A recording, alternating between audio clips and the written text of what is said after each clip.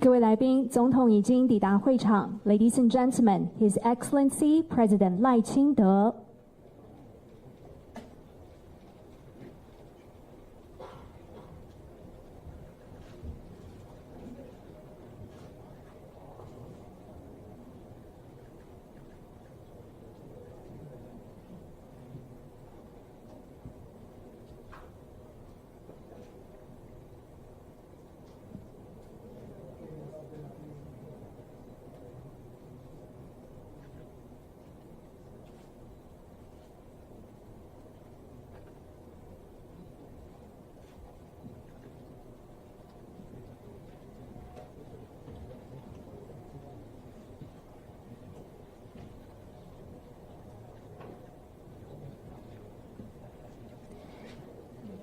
各位来宾，欢迎莅临由台湾民主基金会驻台北以色列经济文化办事处以及德国在台协会所主办的2025国际犹太大屠杀纪念会。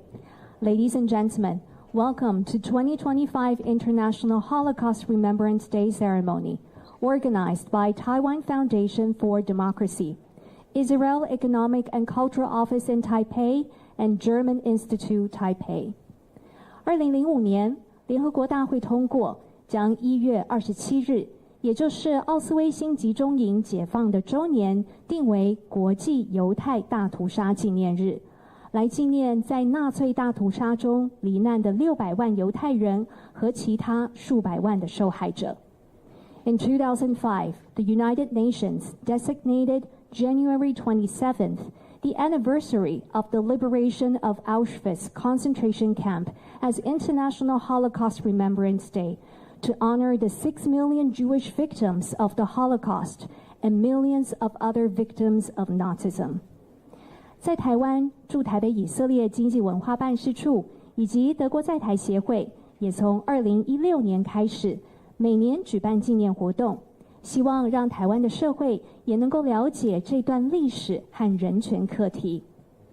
Since 2016, the Israel Economic and Cultural Office in Taipei and German Institute Taipei have co-hosted events in Taiwan each year, not only to commemorate the International Holocaust Remembrance Day, but also for the Taiwanese society to learn more about the Holocaust and its significance in the advancement of human rights. To begin with, it is our great honor today to welcome a special guest from Israel, Ms. Orly Sela。 今天纪念会一开始，我们非常荣幸能够邀请到一位来自于以色列的特别来宾 Orly Sela 女士。Orly 是犹太大屠杀幸存者的第3代后裔，多年来她肩负着一项特别而且深刻的使命，也就是以第一人称的方式来讲述他祖母的故事，成为记忆的守护者和传承者。他是记忆传承大使计划的推动者之一，透过深情的叙述，让历史得以延续，也让记忆能够持续的发生。Orly is a third-generation descendant of a Holocaust survivor. For many years, she has carried a deeply meaningful mission.That is to tell the life story of her grandmother in the first person, becoming both a guardian and transmitter of memory. As a key contributor to the Remembrance Ambassador in First Person Initiative, she shares these stories with great empathy and conviction, ensuring that history continues to live and that memory continues to speak. Orly 从小和她的祖母 Judith Bix 共同生活，并且也陪伴祖母走过人生的最后岁月。今天 Orly 将带来祖母的故事，不只是历史的重现，更让我们思索人性如何在极端黑暗中仍发出微光。Orly grew up living with her grandmother, Judith Bix, and was by her side through her final years. Today, Orly will share her grandmother's story, and through her words, we will hear the quiet strengths of a life lived through darkness and reflect on how light can still emerge from humanity, even in the darkest of moments.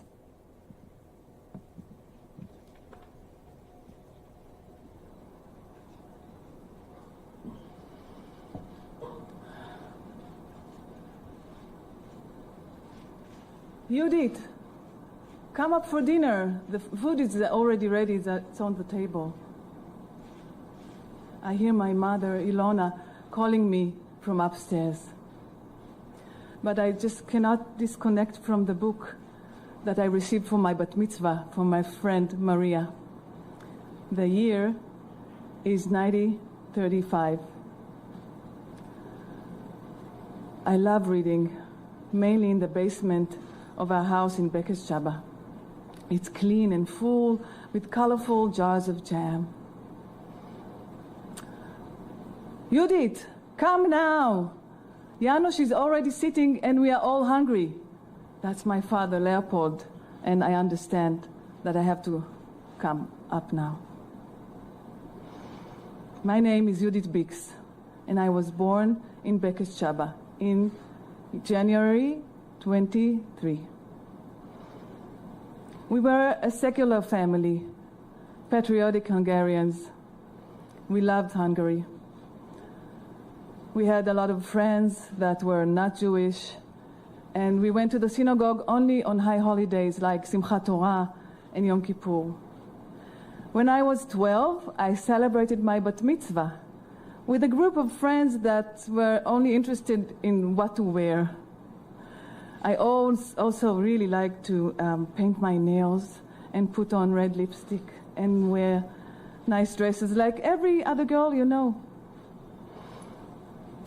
In the spring of 1938, all of our friends went to the high school to register for the major for high school. All my friends went one after the other.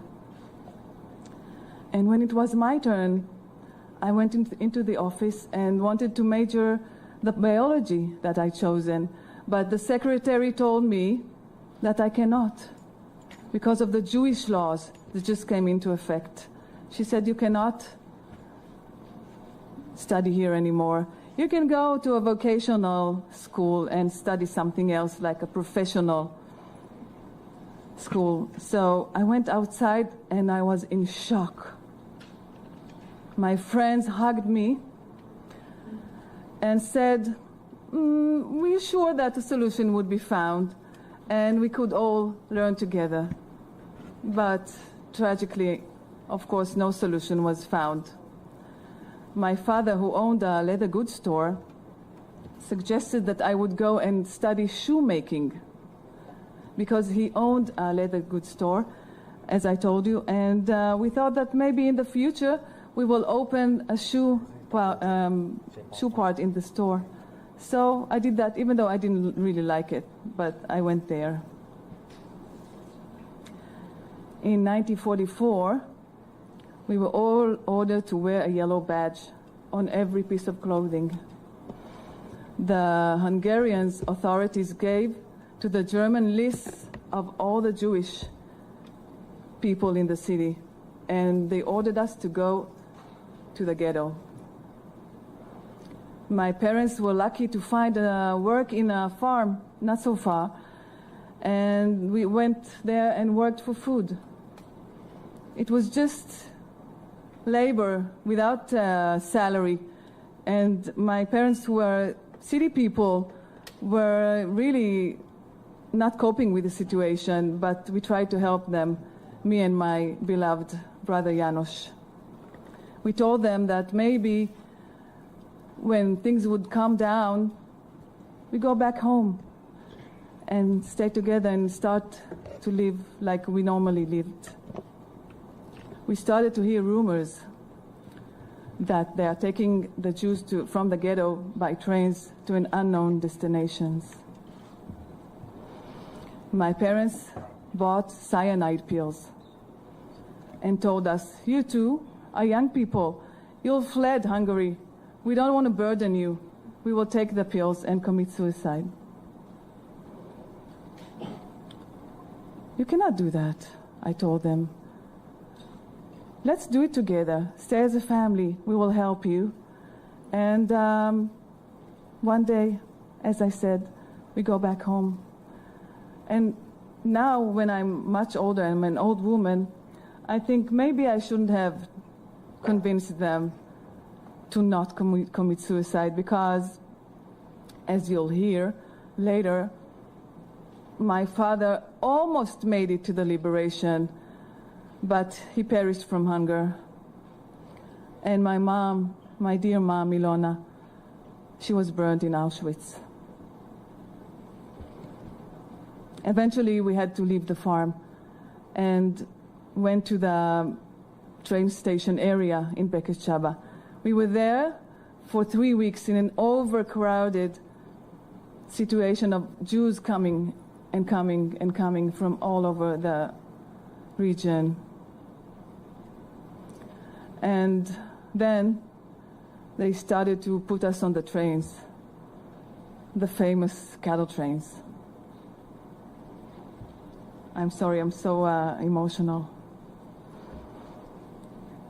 I don't really remember what day they put us on the train or how many days the journey took.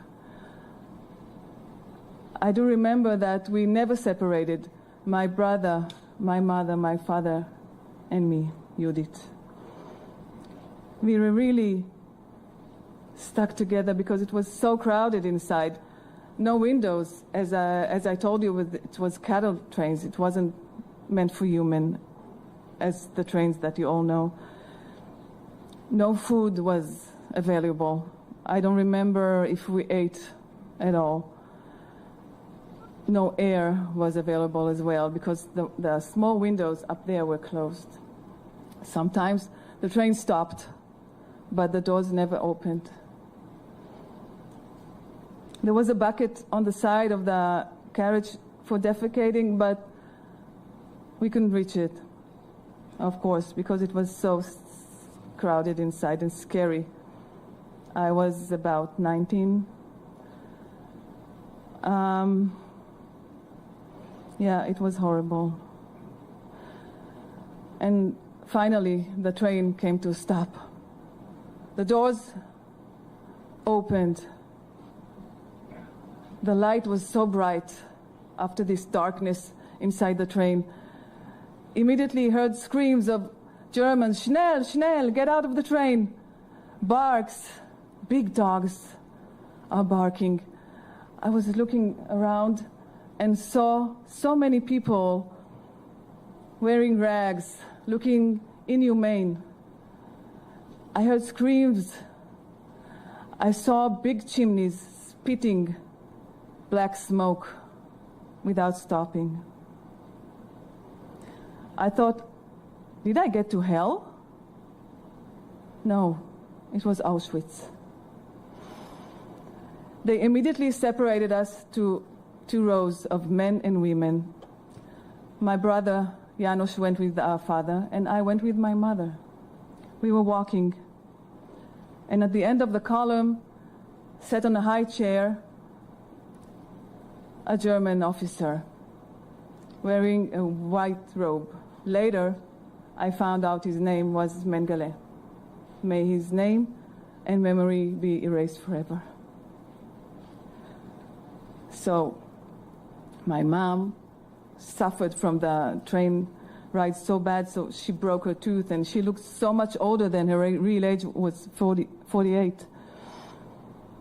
So he gestured left to my mother and right to me. The only thing I remember is my mother begging him, "Das ist meine Tochter, this is my daughter," but he couldn't care less.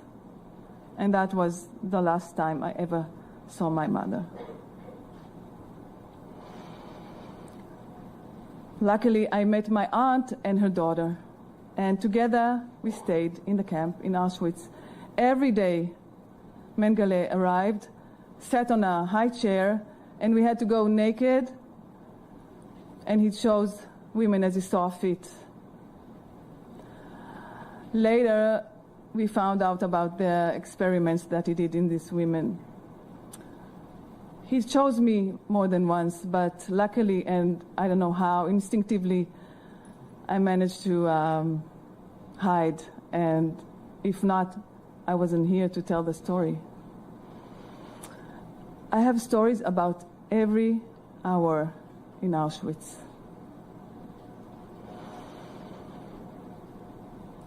After very few women were left in the camp, they took us again by trains to a labor camp in Germany, in Silesia. My cousin, my aunt, and me were sent to work in a factory for bomb parts for the Germans. They gave us rags to wear, and we put them on wooden soles just to make some shoes to keep us from the freezing cold. Here in Taiwan, you don't know what cold is because it's a tropical area, but just imagine if you've ever been in Europe, the cold in January, it was brutal. So it wasn't enough what we've got to wear. The food was one small loaf of bread, one dish of vegetable peel soup, and one mug of muddy gray water. All of this divided into 3. So we, of course, were quite hungry. So everything you could get and put your hand on, you would sell just to get through the day, to get some food.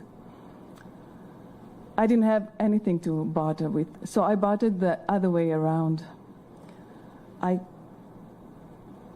didn't eat my bread. I kept it in my pocket.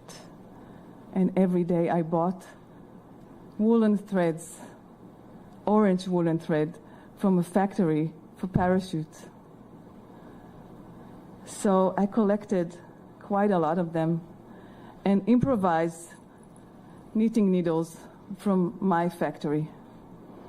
And every night, because it wasn't allowed to do something for yourself, I knitted. I had a project of my own. And it became one row after another. It called me just to knit because I was so overwhelmed with the work there. So it was like a meditation to knit my project, my secret project. One row after another, and it became a sweater, a vest, that I never took it off. It was such a colorful piece in these gloomy surroundings, and it kept me warm. It was on me during the voyage to Israel, and it was on me during my pregnancy with my son Aryeh, and it was on me in my final immigration to Israel. And guess what? It's here today in Taiwan. Thank you. So that's the original sweater. As you see, it's well kept, but it's kind of lost its colors. And it's starting to, the stitches are not strong anymore, but I'm keeping it. It's here for 80 years with me, and now in Taiwan, for you to see. Yeah.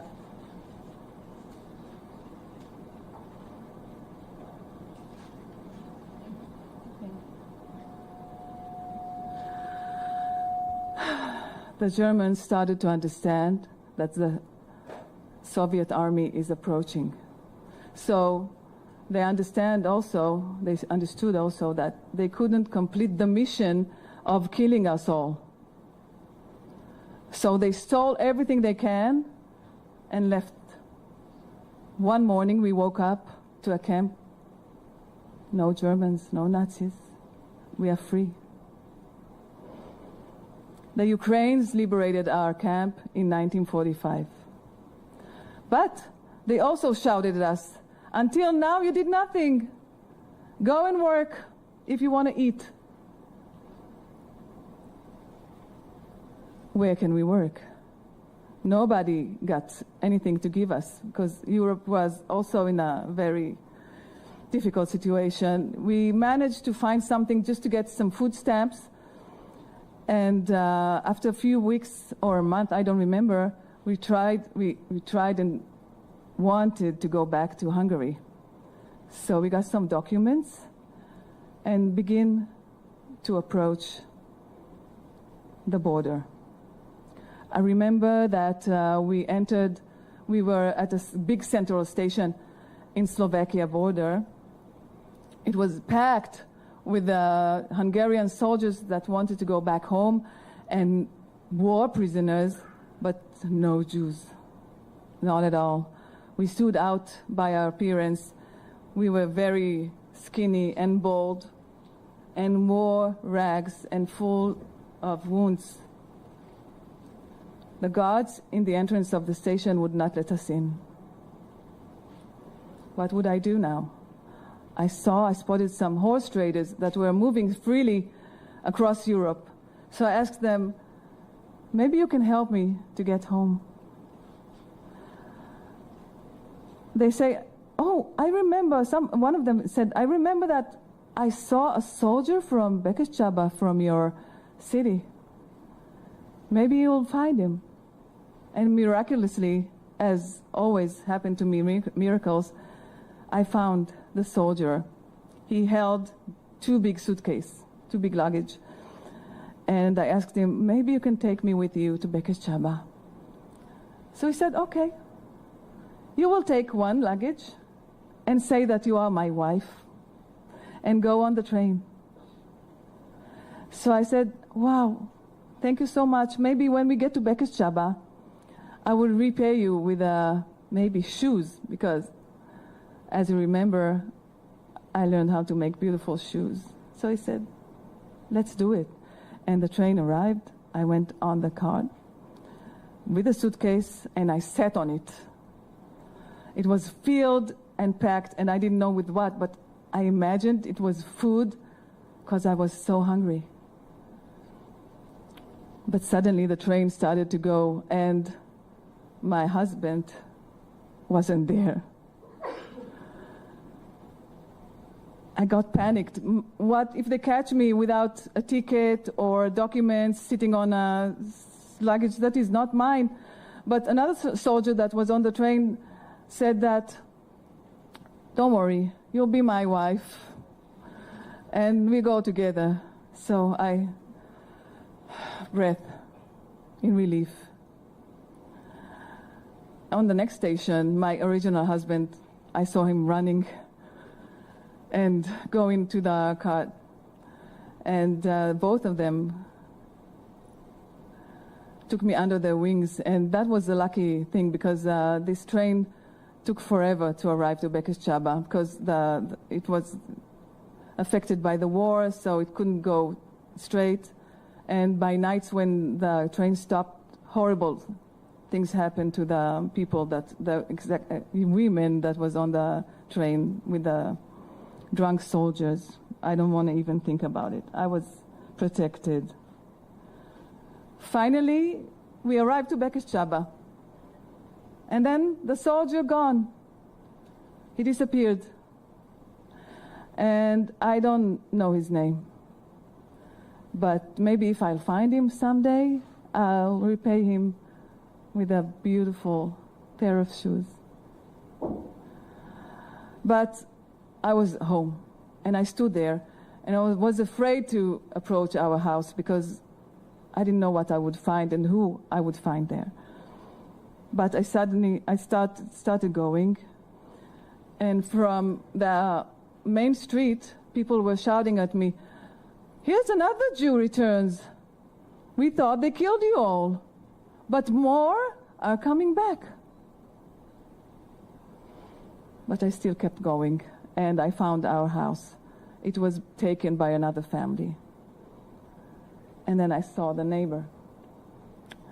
neighbor, and she said, "Wow, you also back?" So I asked, "Why also? Who's back?" She said, "Your brother Janos was here like 2 weeks ago. Do you know where he went?" "I think he went to Romania, to your uncle." So immediately, I took a train to Romania and finally met my dear brother. I think we hugged for a whole day. He showed me the number on his hand because I don't have a number, and told me a little bit of what he did in those years, because it was too difficult for him to share the story. He told me about our dear father that was perished from hunger, as I told you. And we decided that the only place for us to go is Israel. So we went to a place in Germany that they taught us how to work in the farms of Israel, how to cultivate the land, taught us Hebrew. And then I met my husband, Shmuel. And together we took a boat that was meant to take us to Israel. It was an illegal immigrant ship. And I fell pregnant during this voyage. But for these horrible conditions, I lost and miscarried. When we arrived to Haifa, the British soldiers were waiting for us on the dock with firearms and told us we have to go to Cyprus, to interment camp. We were there for 1 year. I also fell pregnant there again. And luckily, I had the chance to leave this pregnancy because it was the only chance I could have a baby, and that's my son Aryeh. When I was 9 months pregnant, they gave us special permission to go to Israel. And we were looking for a family, a new family, a community. So we found a village, a moshav, in the northern part of Israel called Moledet. It was a beautiful place. It is a beautiful place. And my son got married to Rina from the moshav, and they have 3 wonderful girls. And when I'm now all the time with my family and friends and community, I'm looking back and reflecting and thinking, are all those stories happened to just one woman?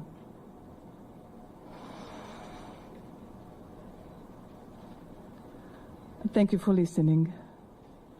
My name is Orly Sela, and I'm super emotional.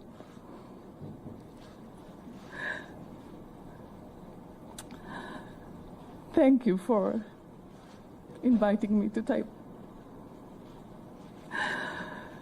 Because my grandma Judith and I had a very big and close connection.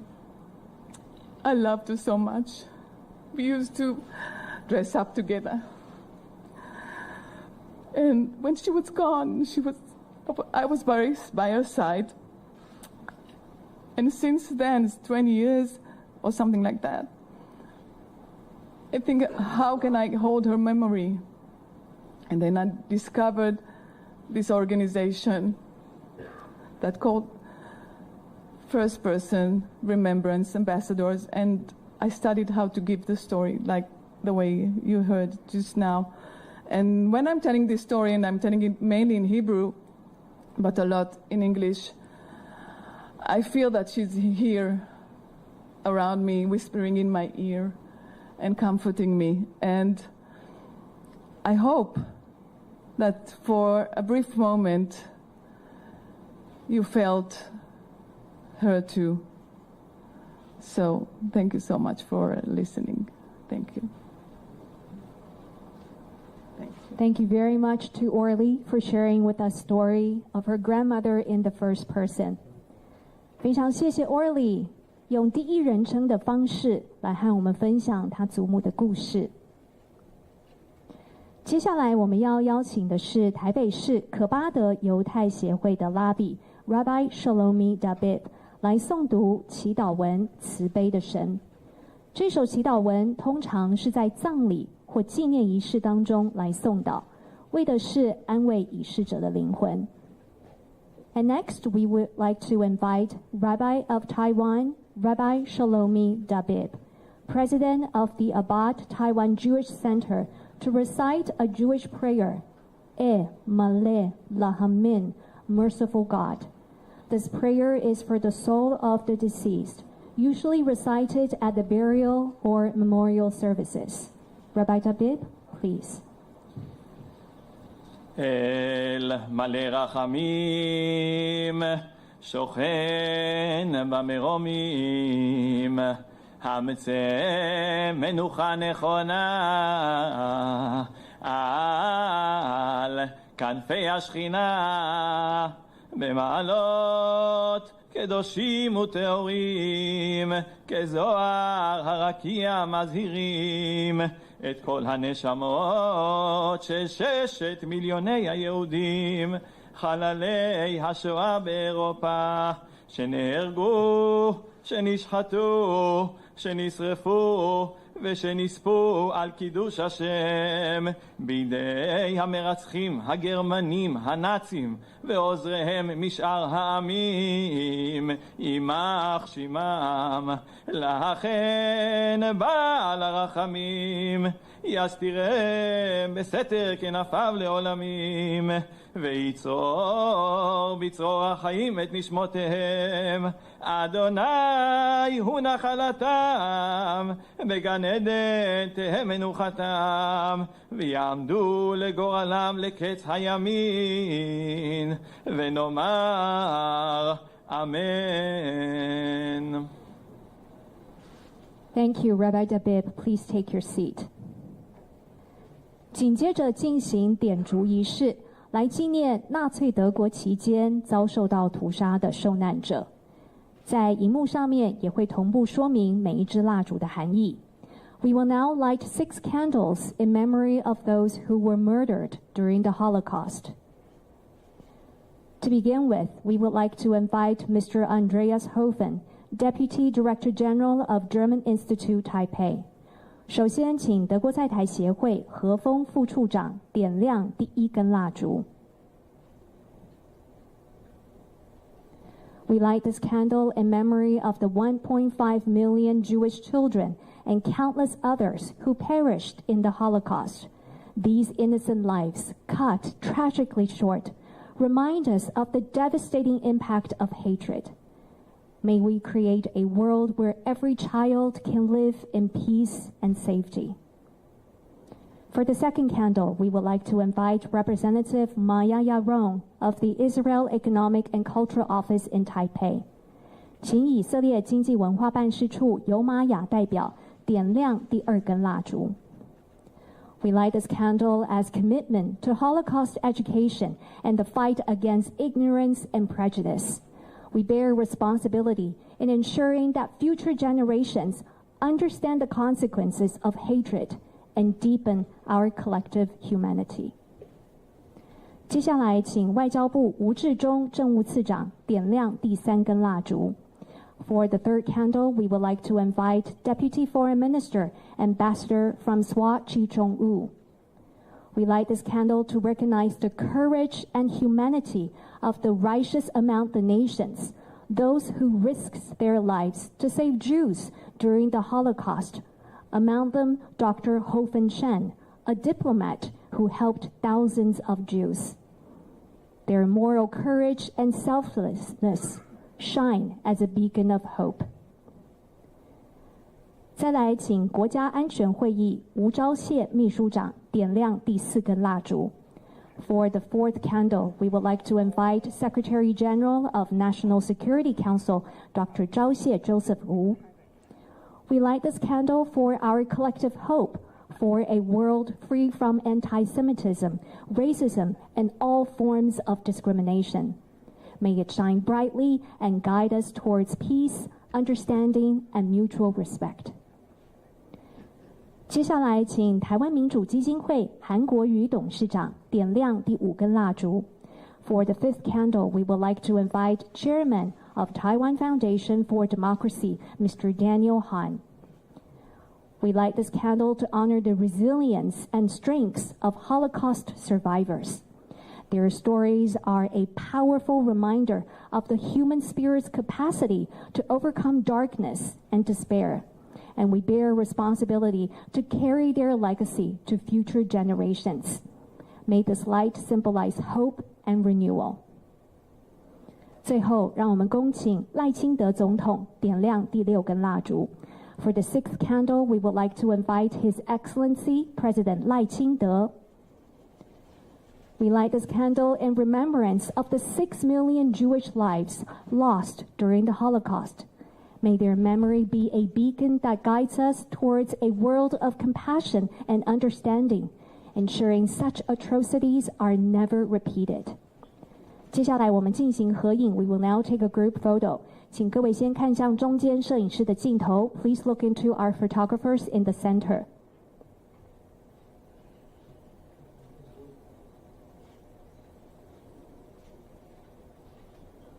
接下来请看后方媒体朋友的镜头 Please look into our media cameras in the back.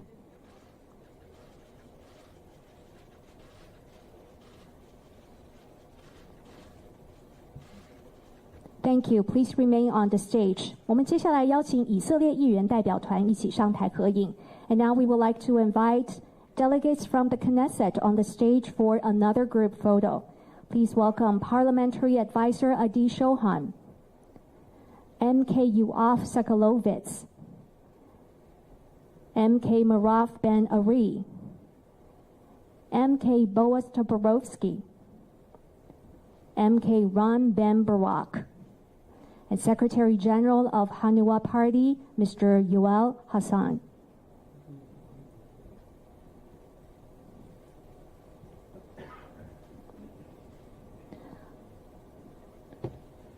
Once again, please look into our photographers in the center together.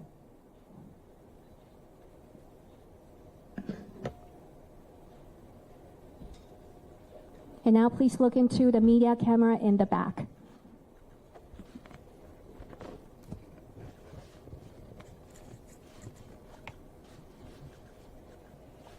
Thank you very much. Please take your seats. 谢谢各位长官的配合，请大家回座。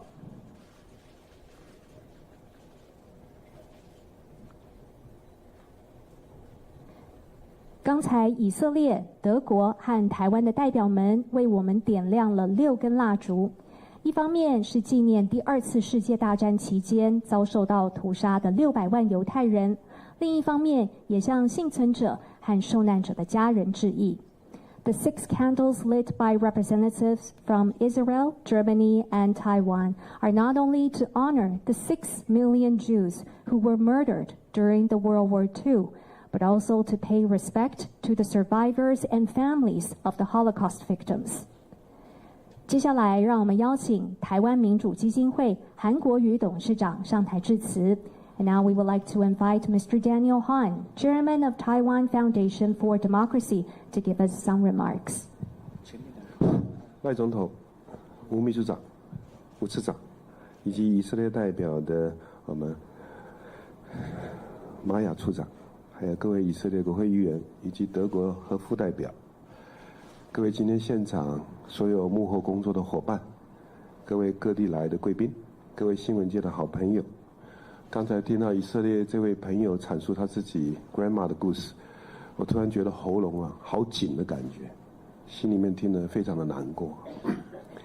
为了纪念在纳粹大屠杀之中罹难的600万犹太人以及数百万的受害者，联合国大会在2005年4月1日通过，将每一年的1月27号定为国际犹太大屠杀纪念日。自2016年开始，驻台北的以色列经济文化代表处以及德国在台协会，每一年都举办这种纪念活动，希望让台湾社会能够了解大屠杀的历史，以及更重要的人权课题。每一年共同办理这样的一个重要的纪念活动，希望也让台湾民众能够了解这段历史，避免再度发生同样的悲剧。今年是2次世界大战结束80周年，联合国秘书长古特雷斯先生在1月27号联合国纪念大会国际犹太人大屠杀之中强调，纪念大屠杀是必要性，是为了确保这场悲剧的教训永远不会遗忘，永远不会再发生。今天我们透过国际幸存者的后代在这里提供了第一手的证词，犹太教的拉比以及诵念着祈祷文以及点蜡烛的仪式，一起来悼念在二战期间大屠杀的犹太民族受难者。作为一个文明的社会，政治可以有对立，立场可以不同，但我们对历史、对人权都应该展现基本的尊重。在缅怀受害者的同时，包括领导者与每一位公民朋友，我们都有责任，必须倾听以及了解幸存者及受害者的心声，采取行动，避免危害人性的可怕罪行再次发生。台湾民主基金会成立以来，我们所信奉的核心价值以及理念，是为民主及人权是民主国家共同的语言，更是全球民主同盟共同坚守的普世价值。透过今天的这样的一个纪念活动，我们希望能够让台湾的民众更深刻地了解这段历史，同时也能学习以色列与德国如何能够面对历史的悲剧，又能够再一次共同的携手努力，避免同样的悲剧再次发生。最后要再一次感谢远道而来的以色列的国会议员，还有很多幕后工作的伙伴们，希望世界能够永保和平，祝福大家。谢谢董事长，请董事长回座。再来，让我们邀请德国在台协会何峰副处长上台致辞。And next, we would like to invite Mr. Andreas Hofen, Deputy Director General of German Institute Taipei, to give us some remarks. Dear Maya, President Lai, Secretary General Wu, Deputy Minister Wu, Chairman Han, distinguished guests from Israel, members of the Knesset, Sela, ladies and gentlemen. Thank you for giving me the honor to speak on behalf of the German Institute and also to represent Germany today.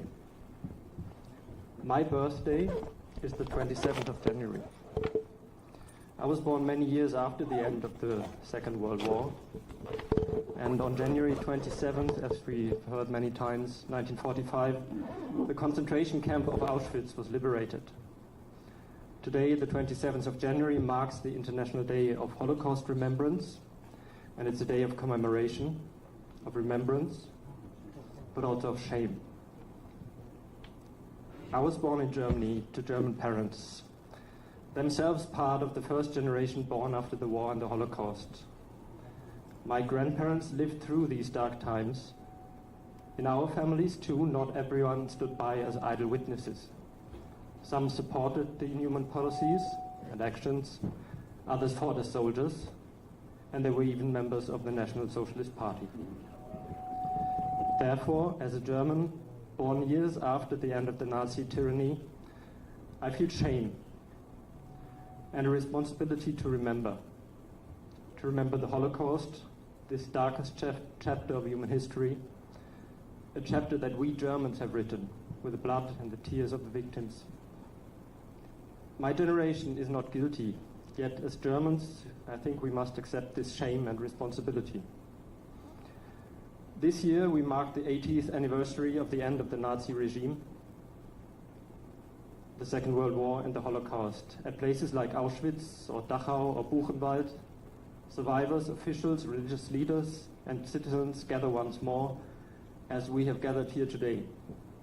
They gather to remember the unthinkable suffering of the victims and to recommit to the values that made peace, dignity and democracy possible, and to renew a solemn vow: what happened then must never happen again. In Germany, the culture of remembrance has become a cornerstone of our democracy. It teaches us that freedom is fragile and that the seeds of hatred and indifference must never be allowed to take root again. But Germany's journey of remembrance is neither perfect nor can it ever be completed. And we must never feel too confident. Memory, too, can be very fragile. According to a recent survey, over 50% of Germans believe it's time to draw a line under the Nazi past. And these are not just numbers, these are signs of erosion of empathy, of awareness, of historical responsibility, and of the core of our democracy and humanity. Across Germany and Europe, we are witnessing dangerous attempts to rewrite history, to minimize crimes, and to discredit places of memory. In Buchenwald and other memorials, right-wing extremists have sought to distort what these sites stand for, even in the last years. The Italian writer Primo Levi, in his work, describes the mechanism of denial by quoting a German SS soldier speaking to a Jewish prisoner. However this war may end, we have won the war against you. None of you will be left to bear witness. But even if some of you survive, the world would not believe you. That is why, as Germans, irrespective of our age, as the children and grandchildren of the generation of perpetrators, we must be clear. Forgetting about history is not an option. Distortion of history is not freedom of opinion. And silence is never neutral. It is essential that we continue along the path of remembrance, and we are not alone on this path. Taiwan and Israel both know the power and the pain of history and remembrance. In Israel, the memory of the Shoah, as I understand it, is not only about mourning, it's also about justice, and it's about resilience. In Taiwan, we see an increasingly open engagement with difficult chapters of Taiwan's past, a courageous and necessary step for every democracy. I'm very grateful to our friends from Taiwan for making this event today possible once more. Your engagement and presence honor the universal importance of memory and human dignity. To our Israeli guests, to the survivors, children and grandchildren, your story reminds us that remembrance must never be a burden, it's a moral duty. It's a responsibility that we, as younger generations of Germans, have inherited and that we will honor. Events of remembrance as the one today are not only essential to preserve the memory of what was, but also to renew the pledge of never again. The German writer Erich Kästner put it this way: the events from 1933 to 1945 should have been fought in 1928 at the latest. Later, it was too late. One must not wait until the snowball has become an avalanche. One must crush the rolling snowball. So, let us all be vigilant as we stand together today.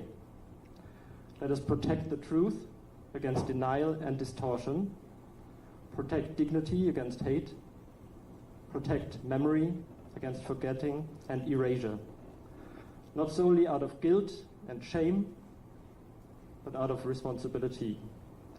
Let us make sure that what was shall never be again. Thank you very much to Mr. Hoven. Thank you. Please take your seat.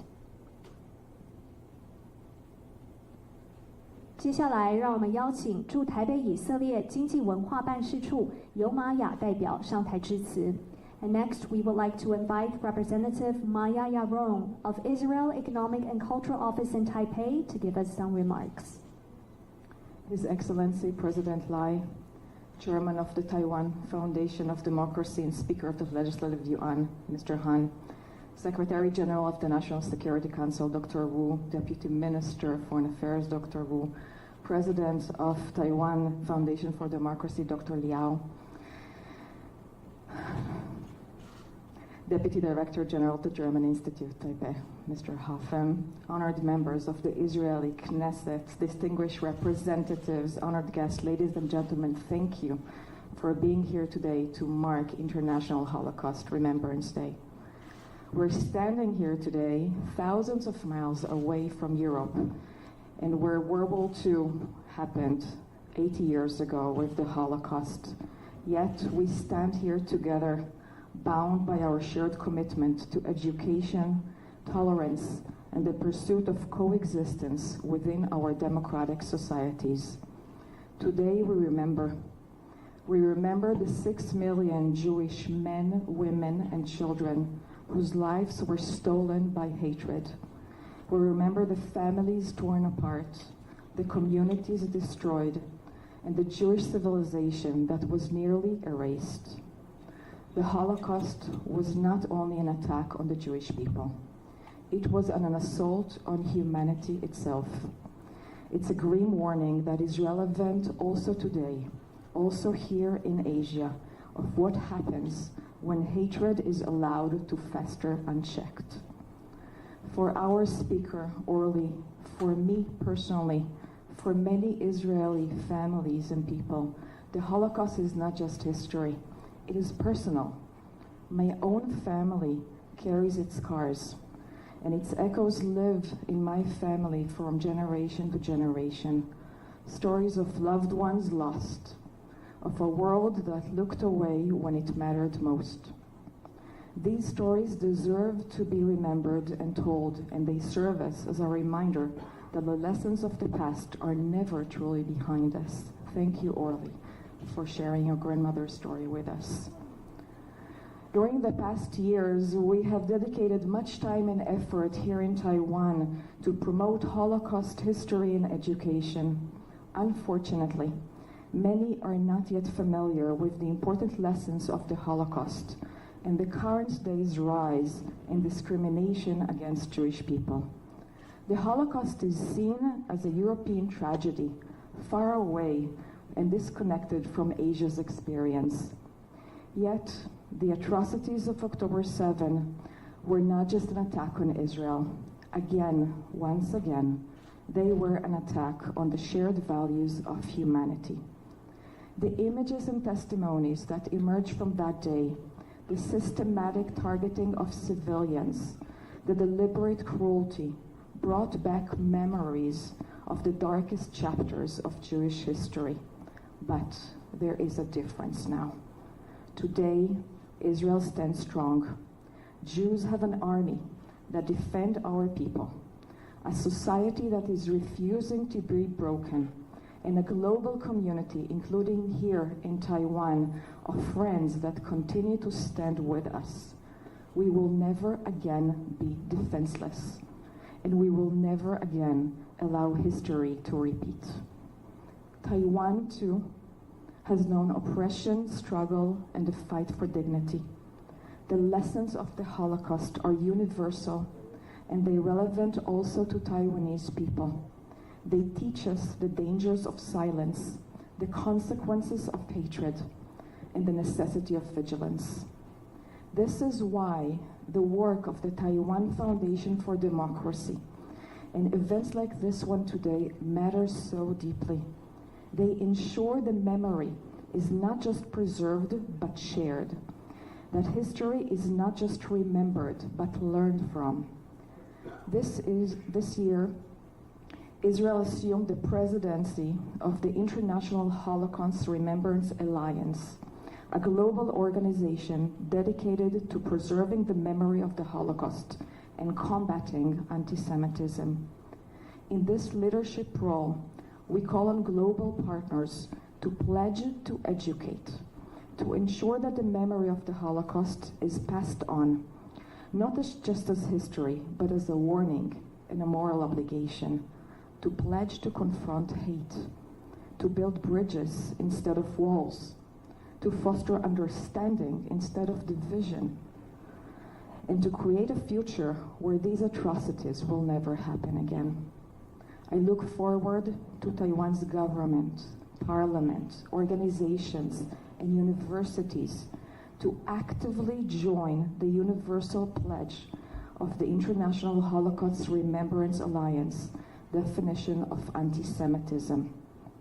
As long as we carry the lessons of the past with us, as long as we stand together in defiance of hatred and racism, we create together a better future and a better hope. Thank you very much. Thank you very much to Representative Yaron. 如同尤代表所分享的，今天这样的纪念会活动重要而且意义深远，让大屠杀历史的记忆得以保存和分享。也希望透过纪念活动，让更多人能够感受到这段历史的真实重量，并且在我们心中种下更深的理解和尊重。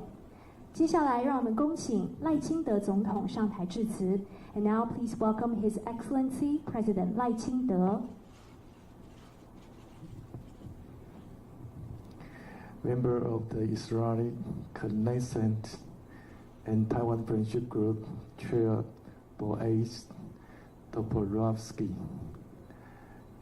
Israel Economic and Cultural Office in Taipei, Representative Maya Yaren.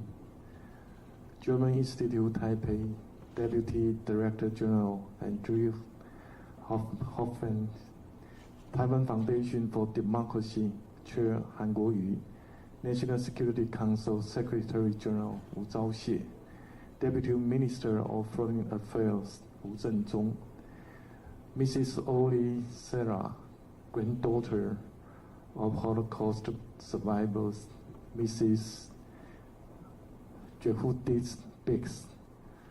Distinguished guests, good afternoon. To begin, I want to thank the Israel Economic and Cultural Office in Taipei, German Institute Taipei, Taiwan Foundation for Democracy, and Ministry of Foreign Affairs for co-organizing this deeply significant memorial ceremony again this year. I also want to thank everyone for attending. We are here today to remember the victims of the Holocaust, express sympathy for the survivors, honor the brave individuals who protected the victims, and acknowledge all who were impacted by this atrocity. It was deeply moving to hear Mrs. Sarah share the story of how her grandmother, Jehudit Biggs, escaped the Nazi regime. I want to thank her especially for traveling so far to attend this event. From the 1930s through World War II, the Nazi regime sought to exclude Jewish people from society. In their campaign, they perpetrated systemic genocide driven by their ideology. Policies and directives under the authoritarian Nazi regime resulted in the deaths of approximately 6 million Jews. Millions of others were persecuted, including Romanian people, persons with disabilities, the gay community, and anyone who disagreed with Nazi ideology. It is one of the darkest chapters in human history. Many countries, including Taiwan, have enacted anti-massacre legislation and observe a Remembrance Day each year. Those occasions help us remember the victims, preserve historic memory, and most importantly, reinforce our resolve to fight against hatred and discrimination. 23 years ago, Xiaologing Church in Tainan founded the Taiwan Holocaust Memorial Museum. It is the first Jewish museum in Taiwan and the second Holocaust museum in Asia. Its founding mission urged us to forget hatred and love one another, put an end to war, and advocate peace. Many of the many of the exhibition items come from Jewish people, connecting Taiwan closer with Israel and helping Taiwanese better understand the experiences of Jewish people. In this way, we grow to more deeply cherish peace. When I was mayor of Tainan, I took part in an exhibition event at Chalokin Church. I was also invited by the Israeli government to join the International Mayors Conference in Israel, where I visited the World Holocaust Remembrance Center.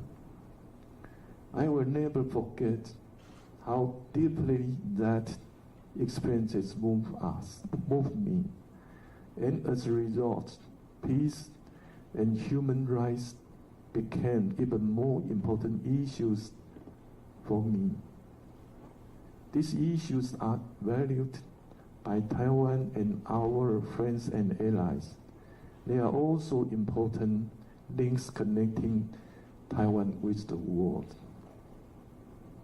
Peace is priceless, and war has no winners. We will continue to expand cooperation with democratic partners and safeguard regional and global peace and stability. We will also continue to make greater contributions and work with the international community to defend democracy, freedom, and human rights. This year also marks the 88th anniversary of the end of World War II. However, we still see wars raging around the world. We see a resurgence of authoritarian powers, which could severely impact global democracy, peace, and prosperous development. Today's event allows for more than reflection of the past. It also serves as a warning for the future. We are reminded of the threats that hatred, prejudice, and extremism pose to humanity. But we are also reminded that morality, democracy, and respect for human rights are powerful forces against violence and tyranny. We must never forget history. We must overcome our differences and join in solidarity for a better future. Let's work together to ensure that the next generations live in a world that is more just and more peaceful. Thank you. Thank you very much to President Lai. 谢谢总统，非常感谢总统莅临今天的纪念会，让我们恭送总统离场。Ladies and gentlemen, let us once again thank President Lai for attending the event today. 各位来宾，我们今天聚集在一起，不只是纪念犹太大屠杀的历史，同时也期许大家持续的努力，为我们的后代建立一个更自由、更有包容力的社会。Ladies and gentlemen, we gather here today not only to remember the historical meaning of the Holocaust, but also to remind us to continue striving to build a more tolerant and free society for our future generations. 今天我们的纪念会活动到这边圆满的告一个段落，非常感谢大家的参与。Ladies and gentlemen, this concludes the event today. Thank you very much for joining us. 再一次谢谢各位今天的莅临。离场的时候也请记得您随身携带的物品。祝福各位健康、平安、顺心。Thank you once again for joining us.